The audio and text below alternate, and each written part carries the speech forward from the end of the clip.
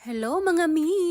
So mag-unbox tayo ng chart para kay Althea. So para maging familiar siya sa mga bagay-bagay. So itong chart na nabili ko is meron siyang speaker. So ayan ng chart numbers.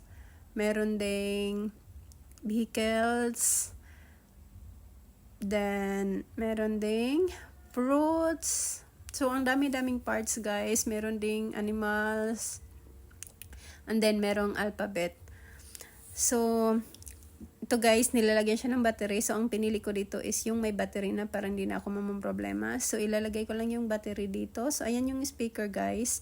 And then, ilalagay mo lang yung battery dito. 3 yung battery niya. And then, yung battery niya is AAA.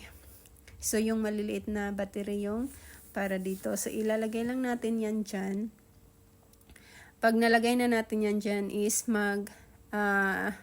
magsa-sounds na siya. So, magbibigay na siya ng sounds. Yun. Kaka.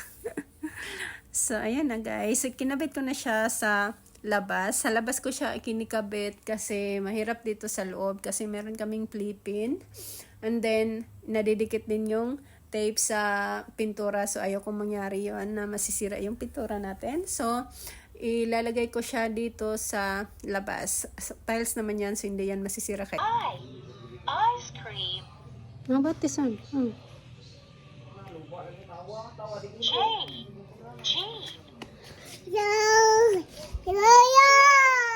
Learn and play. Please. At ito na nga, tuwang-tuwa ang bata.